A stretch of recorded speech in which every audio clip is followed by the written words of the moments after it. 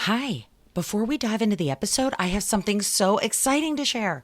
My debut Christian romance novel, Finding Forevermore, is live on Kickstarter. Kickstarter is a special crowdfunding platform where I can offer exclusive content and rewards you won't find anywhere else.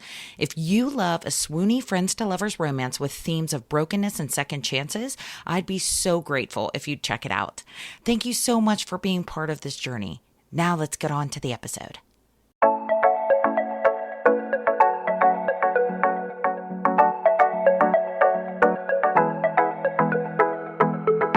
Welcome to the Christian Romance Podcast, where we go behind the books with inspiring Christian romance authors, exploring faith, love, and the journey that brings the story to life.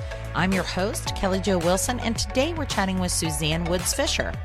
Suzanne is the award-winning best-selling author of more than 30 books, including The Sweet Life, The Secret to Happiness, and Love on a Whim, as well as many beloved contemporary romance and Amish romance series.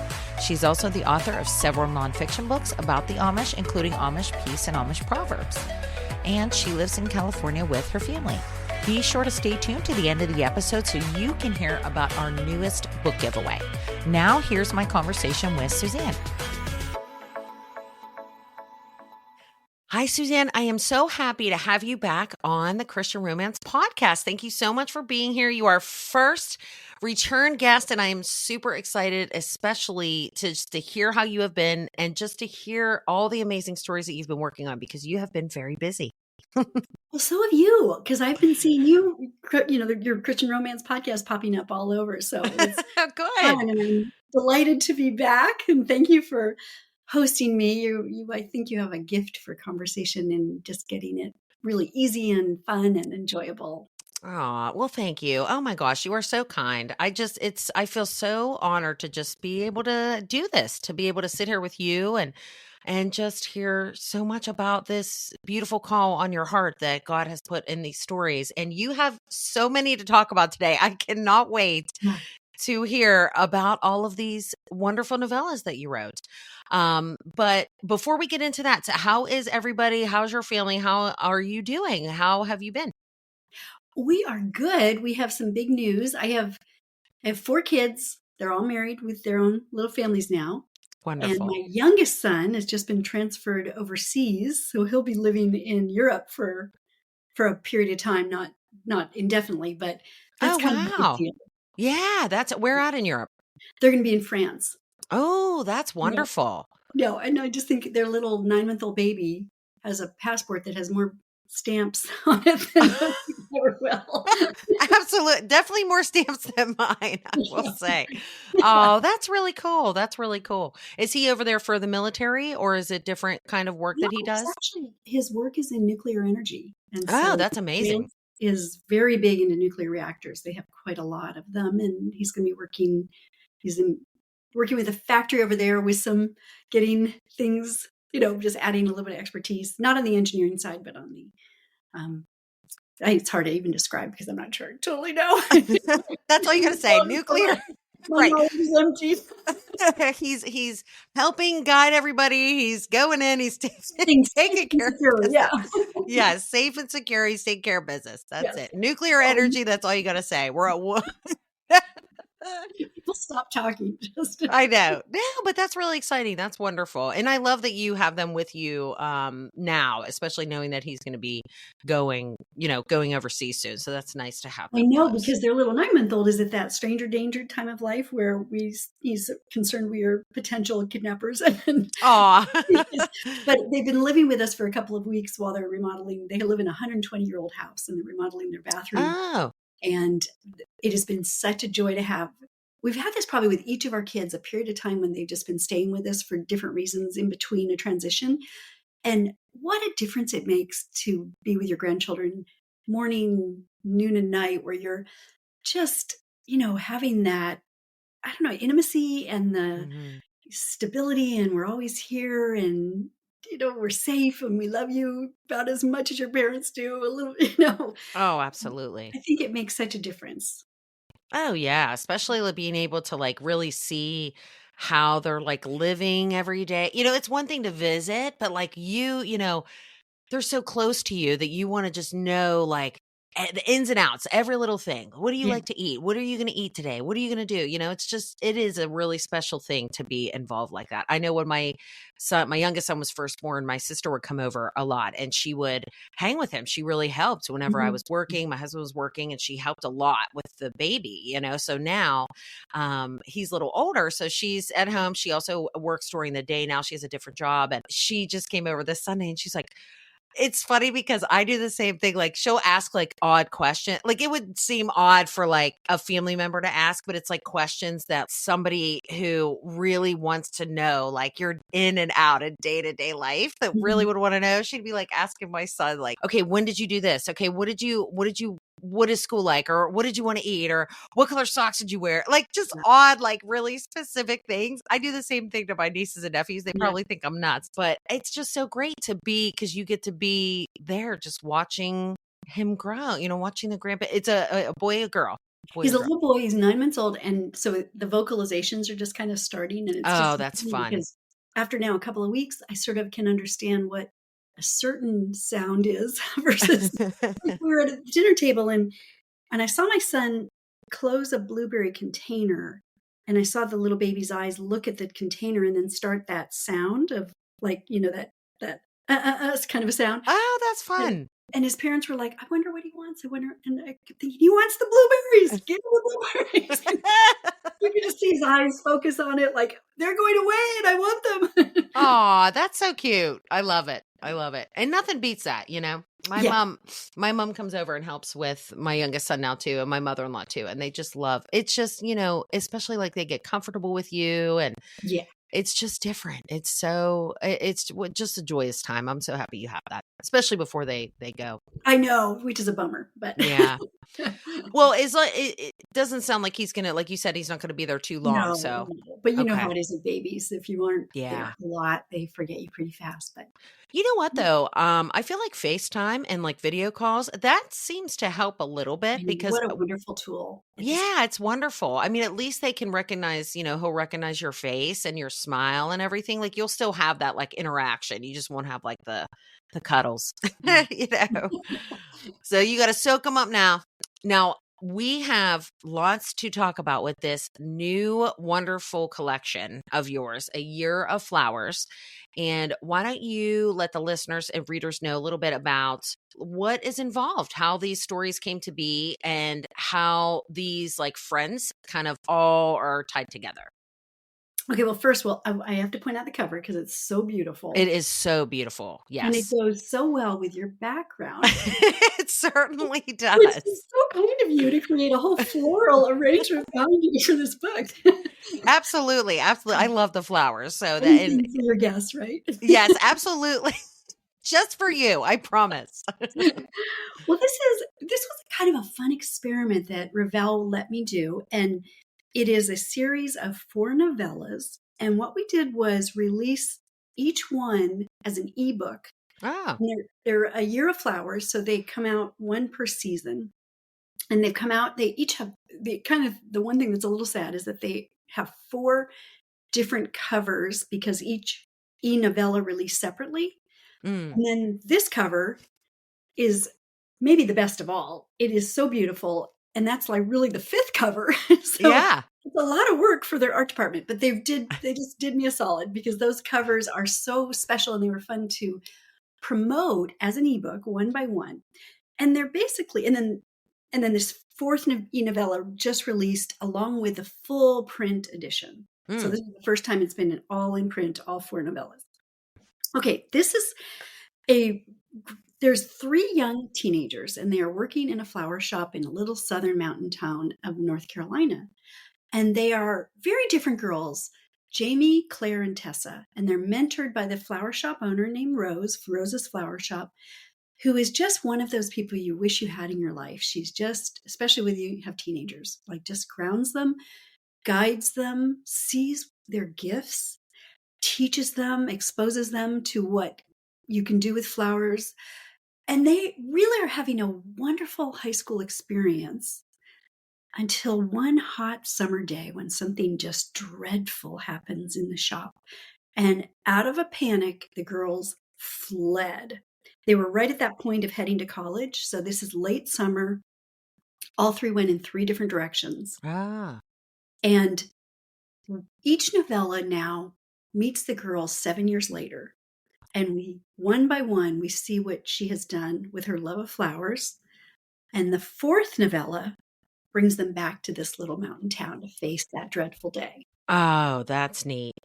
That sounds like it has so many, so much to say, or so many opportunities for It wonderful was stories. so much fun because, and Yes. obviously you love flowers, but most people do. Even if you don't ever do anything with them, everybody appreciates flowers, and there's so much. I had so much fun studying and researching these. So, novella number one is a young woman named Jamie who has gone as a Southern girl to New York City, and she is working in something called epic events, high-end weddings, like really high-end. And it was so fun to just study that world. My niece had lived in, I think it was a part of Brooklyn, it might have not, but one of the boroughs during while she was in graduate school. So I modeled this Jamie's apartment after my niece Whitney. And the apartment is so little that her shower's in the kitchen. Oh, yeah. And she's above a cat adoption agency and a crystal shop, for. So Stop.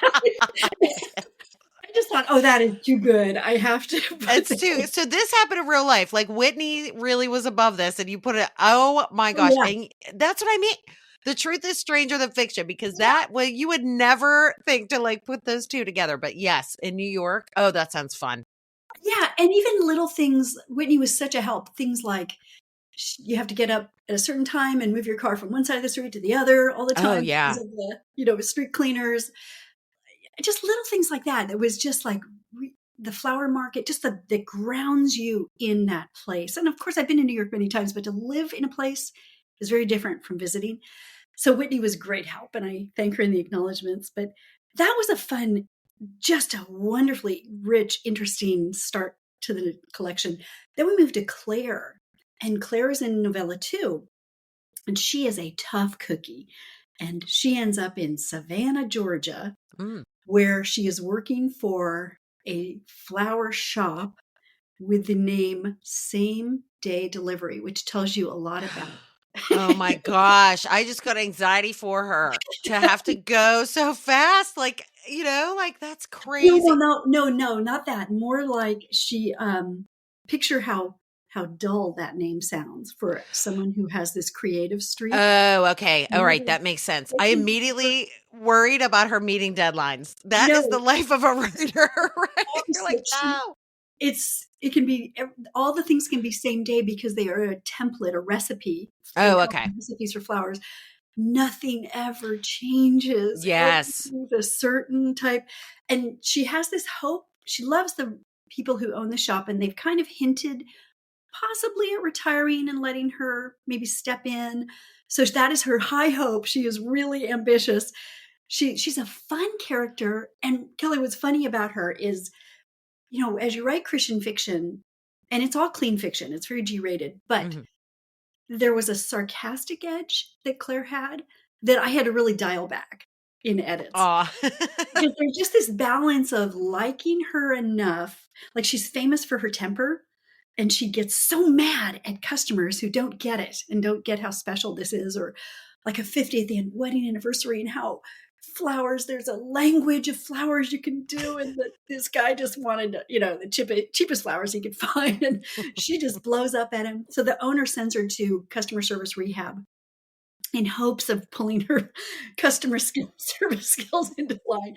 I love Claire so much, and yet, I could see where my editors just felt like, you got to make her likable. We can't get her too edgy. But it's hard It's to hard. make a character, kind of rub you wrong for the right reasons. But Oh, yeah. I think that would have been, look, I don't know. I'm sure the story's amazing now, but let me just tell you, but that's real. right? That's Yes. real. Like to have Yeah. that edginess, especially to see her come around, because there's always a transformation a little bit, right? So there Mhm, was some way that mhm.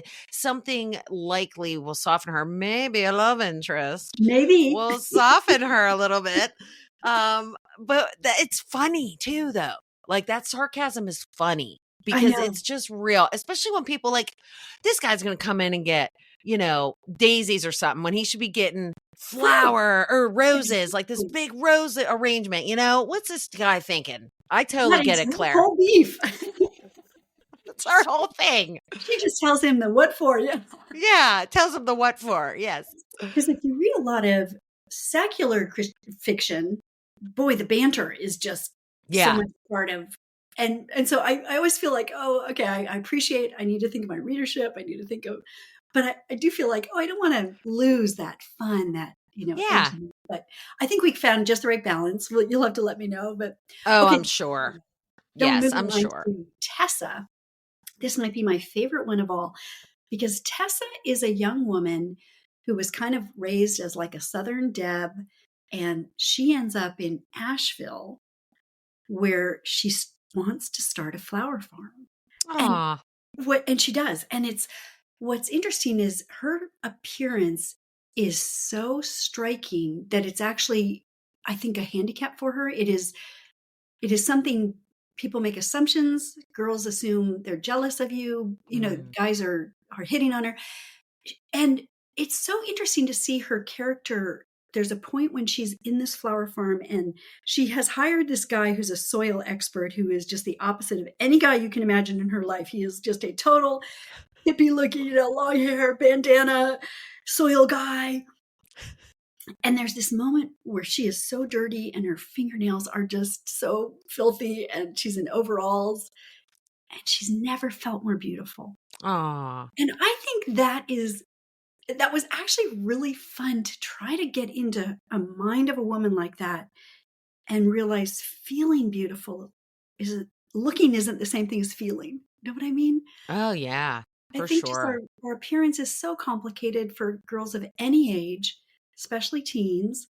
And it was really, I think, a powerful moment to just realize it's who you are, how you feel about yourself on the inside that is going to radiate through. So she is really fun. Oh, yeah. And she has quite a backstory that will, I think, resonate with a lot of teen girls. So then, novella number 4, the Rose, the flower shop owner, has asked them all to return and face that moment that they had really betrayed her and betrayed themselves and betrayed their friendship. And she wants a time of reckoning. So Mm. I'm not sure if I gave you enough of a tease, but I just think each one is a standalone in a way, Mhm. but they lead. And each one, I hope I did this well, where you learn a little more about that dreadful day in each of the novellas, so that by the fourth you are have a full, almost a flashback history that Oh, takes you. yeah.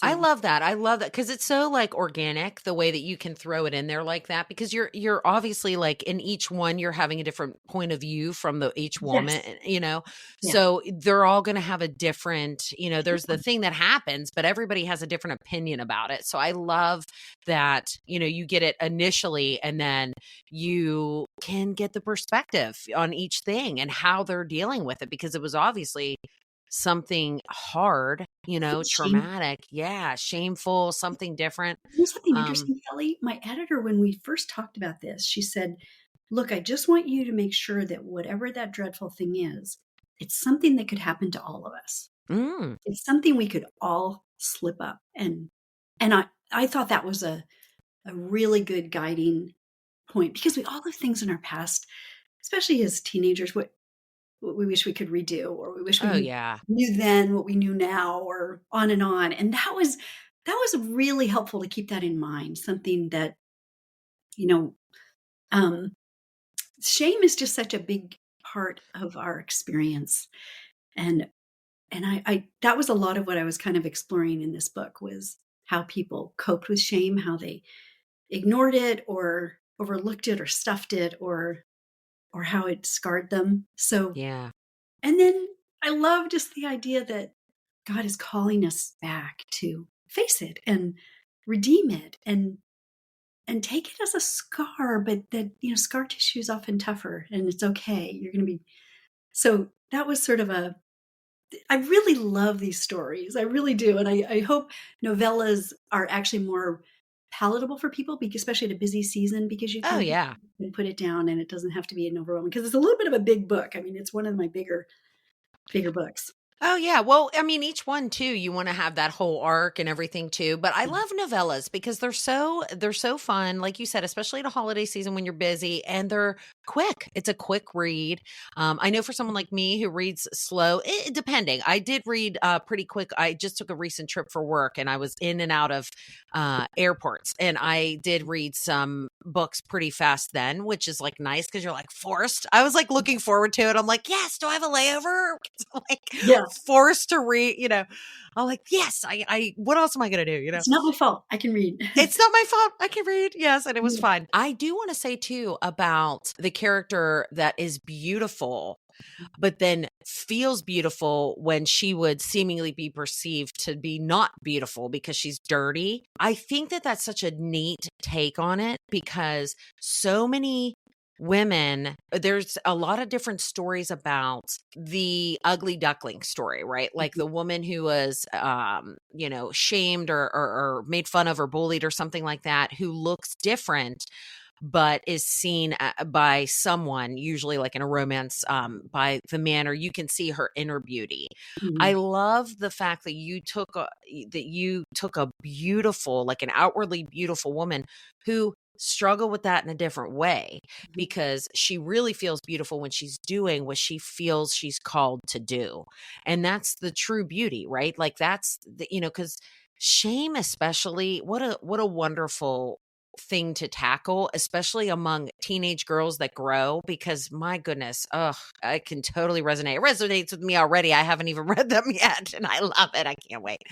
But because God, shame doesn't come from God. Shame, he does not shame us. Jesus does not shame us. He redeems us. And that is such a hard concept for us to understand. I know me personally, I've dealt with different horrible mistakes I've made young, growing up, before even, before embracing Jesus, before becoming a Christian, even being a Christian, making different mistakes.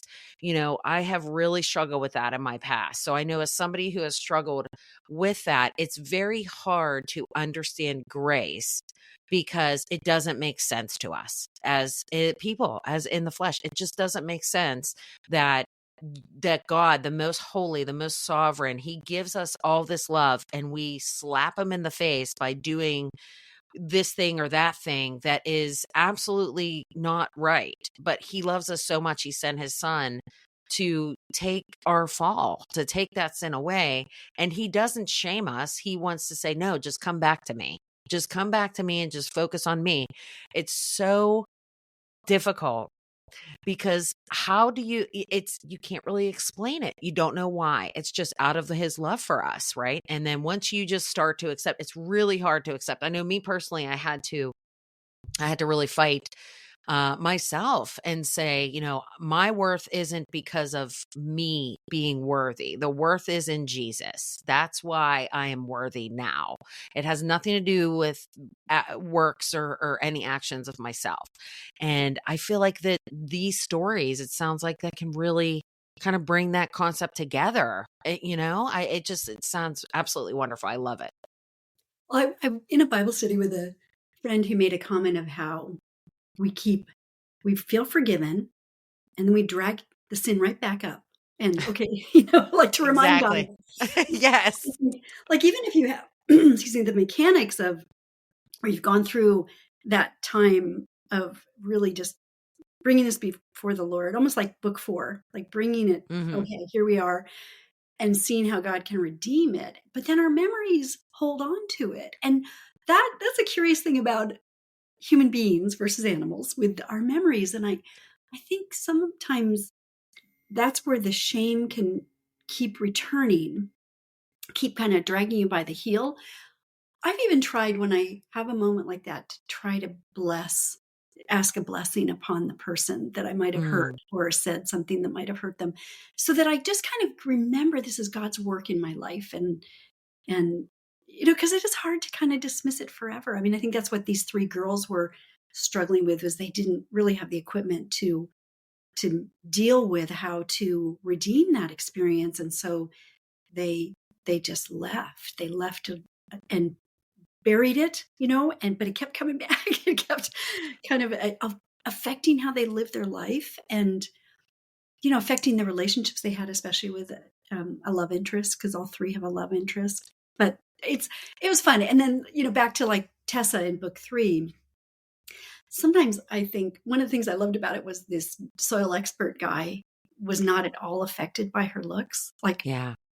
absolutely unaffected. And I just had fun with that, with a Oh, guy yeah. who was just not dazzled. Like, she just had that. You remember, I mean, you're a beautiful woman. I don't mean this. I'm talking about just like there are, how do I say this? There's like a woman I play tennis with that is like striking. And I just think that's just the kind of person Tessa was. Like it Yeah. is, she just, people talk about her looks. Men do the second look, and it affects how you think. She has a guard up around her. I just see the Oh, way. yeah. Oh, yeah, for sure. I mean, that's definitely, yeah, because some women, some people are just beautiful. And that in a certain way that, like you said, striking, because I feel like everybody's beautiful in their own way, Yes. honestly. But the striking looks like that. It becomes not necessarily a matter of opinion. Like there's some movie stars that just are striking. They just have this whole ambiance about them. And Very yeah, photogenic. Yeah. yeah, photogenic, Mhm. absolutely. And you just have to, or I can imagine how she would have a guard because she doesn't know if people are talking to her to really know her, or just because they Yeah. like what's on the outside and that's it. And they just want to have have her on their arm or something, and it's always fun whenever there's a man Yes. who is not superficial that way, who Mhm. isn't about that, who is more about the craft, or more about the beauty in the dirt. Oh, yeah. Literally The the worms, beauty in the mess, the compost, the compost, the exactly, because amendments. yeah, it's That got him dirty. excited. It's dirty and fun though. I love it. The mess, that's I'm writing a character right now. He's kind of like that. He's very much like, he's a military guy. He has seen the depth of It's a Friends to Lovers. He has seen the depth of her since they were young. And he doesn't even, like, he's almost taken aback by her effortless beauty now, because he never really saw her like that. And it sounds like that's how the guy is with the Soil guy. bandana. Yeah. Yeah, like it's fun. It's so fun. What are the other love interests like Okay, so book for 1, we're back in New York City. yes, in New And York? this young woman, Jamie, she's probably one of the most creative of the three as far as like taking something out of nothing. And she's always had her eye on this Scottish gentleman named Liam, who she's followed on Instagram while she was all through college. And that's what got her to New York. That's why she went, because she just kept hoping to work for him. So she was just really swept away from afar. And then he catches something she did on Instagram and brings her into his work environment. And that's how Oh. she actually meets Liam. And the fun thing is that there's an audiobook of the novellas. And bless her heart, the narrator uses a Scottish accent. And it's like, Does oh my she? gosh, I'm so Oh pleased. my gosh. I I know. love that there's an audiobook too. I love that. I love it's in multiple formats, although I will probably just read the physical book because it's so pretty. Yeah. But I love audiobooks too. It's I great. know. Oh, Well, that's especially a fun. good narrator. When I listened Yes, to it, I just thought, oh my goodness, I am so impressed, because there's nothing like a Scottish accent. I don't know what it is, but it just keeps absolutely. me.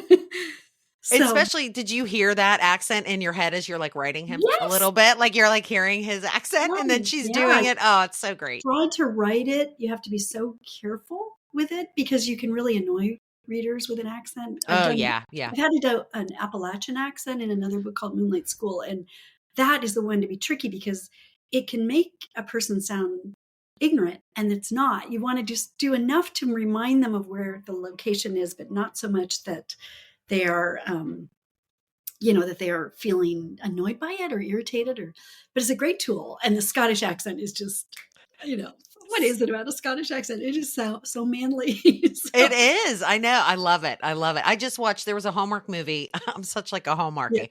There's a Hallmark movie. It's like My Scottish Christmas or something like that it's called. Okay. Oh, you probably love it. It has Okay. Lacey Chalobert, or I can't say her name. See, I'm like a Hallmarky, but I can't even say anything. But it's real cute. And he has the Scottish accent and everything. It's very, very cute. Well, and then so there's a little something brewing between the two of them, boss and employee, and then book 2 with Claire, the sarcastic one, Yeah. who's in Savannah at the same day delivery. Same day delivery. Same little floral, everything the same. Every time she does something different, the owners kind of get all twitchy. But she has a fellow from the past who emerges, and I hope you'll like this. He's actually a Christian magician. Oh, that is so fun. Oh my gosh. I love it. Tell me more. Yeah, and his whole point is that and this kind of goes with the whole book, with the dreadful thing that happened is we don't know the whole story. Nobody knows the whole story. There are things going on that we don't see and we don't understand. So his whole shtick as a magician is really to have people start to trust that there is more to faith than you might imagine. You can believe in the unseen. And he does a lot of different tricks. It was so much fun to study how tricks are done.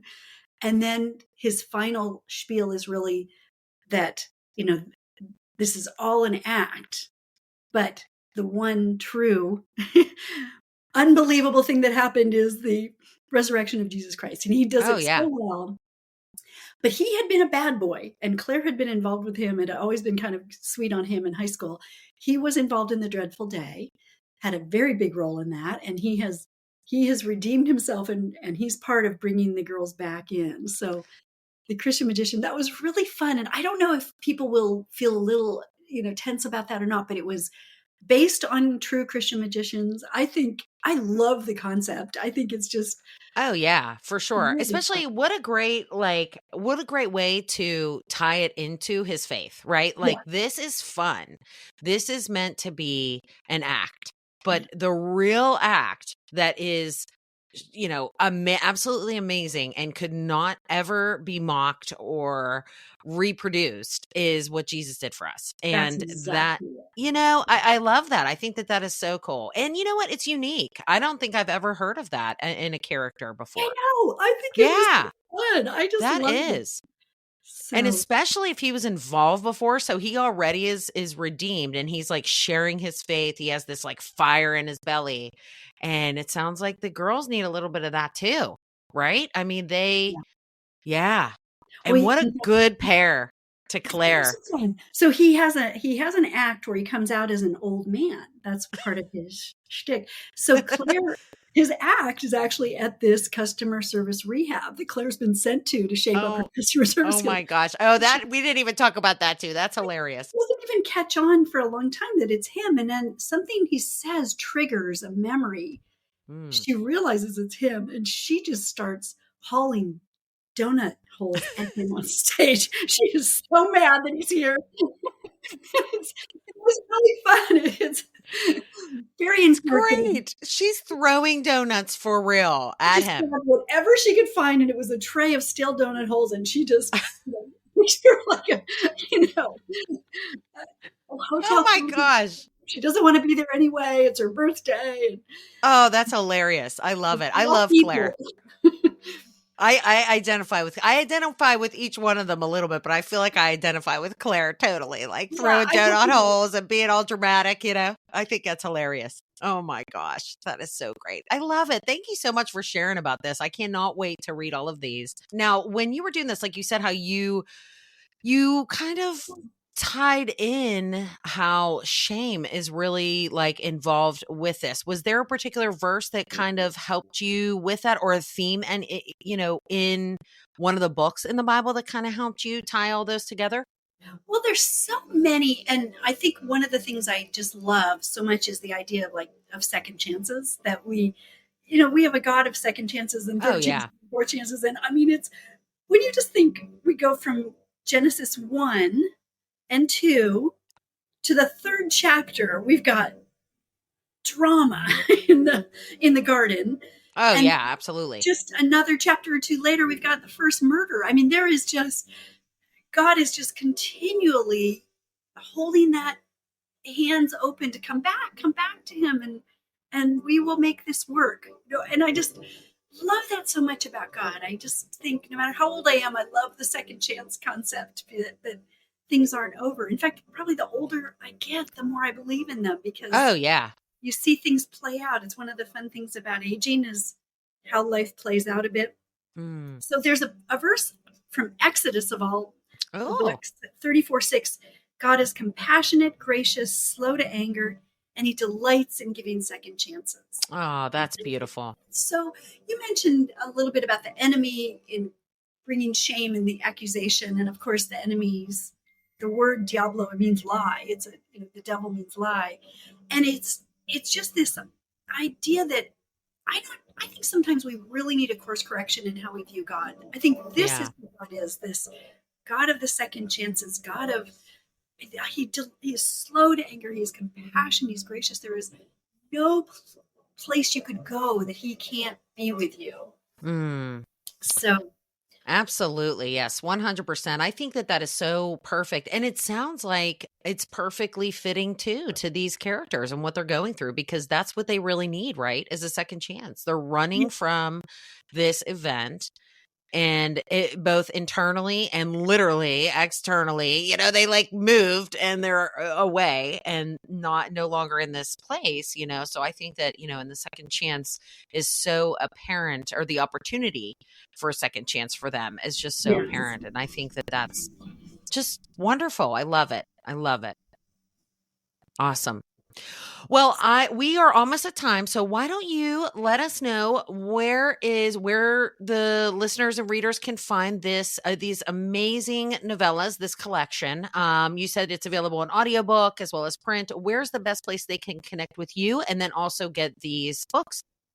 Well, I right now actually Baker Bookhouse is doing a bundle, a Oh, super deal all the way I think through the end of the year, where I've done something so fun, Kelly, with A Year of Flowers, and then a book I had just released even in October, so not long prior. And both of them are 40% off, free shipping, and a ton of swag, including a link to a flower workshop done by a friend of mine who's a floral artist. Kelly, it's so fun because she has this wonderful way of taking these like grocery store bouquets, and right before your eyes she undoes them, because grocery store bouquets generally are remainders. They're the leftover flowers that the shop kind of bunches together, and they look oh, great okay. at the top, but they're not. They're just like older flowers. They need a little bit of life brought back to them, and she undoes them and then does them back together, cleans them up, trims them, that kind of thing. And they are incredible bouquets. They're just beautiful. And so she That's does it amazing. twice. The first time she just keeps it with the bouquet. The second time she forages from her backyard, just things like, rosemary and things like that, and adds more greenery. They're so much fun and they're just beautiful. And so anyway, the link is available, and it's just for those who pre-order the bundle from Baker Bookhouse. So there's Awesome. Baker Bookhouse is one of the best independent, I think it's the largest Christian bookstore in the world. And Oh, they are really doing a great job. And I truly, yes, it's my publisher, but I truly love pointing people to Baker Bookhouse. oh, for Um, sure. but also, another thing, go to my website, www.suzannewoodsfisher.com, and there's a contact me, and I try to answer within 24 hours. And it is, there's a pop-up for a newsletter because I love to take good care of my subscribers with a lot of giveaways. So I think connecting with readers is just one of the best parts of the whole author experience. I'm meeting people I never would have met, like you. And it's just such a pleasure. So I'm thankful and grateful. Oh, absolutely. Baker, I couldn't agree more. They always have discounts. They always have different things. And then wonderful authors like yourself will a lot of times share, like you said, swag and different cool things for Yes. readers, which I Yes. absolutely love. Yes. Thank you so much. Thank you for sharing that, Suzanne. You are just wonderful. I love to read your stories. I love your whole call, the all of your ideas. I can't wait to read about these characters. It sounds so amazing. And just thank you so much for being here. My pleasure. If you enjoyed today's episode, please share the episode with one book lover like yourself. We love to bless as many people as we can with exclusive interviews and, of course, great books. Each month, we host a themed book giveaway where you can win a selection of Christian romance novels and some extra goodies, too. This month's theme is Winter Hearts. You'll get 5 physical books from romantic suspense to rom-coms set in a cozy, wintry setting. Perfect to curl up with a hot cup of coffee, right? Whether you're listening right as the episode comes out or in the future and don't want to miss out on the giveaway, no worries. You'll find the link to the current giveaway on our website, christianromancepodcast.com. Thanks so much for listening, and until next time, keep your faith, share the love, and happy reading.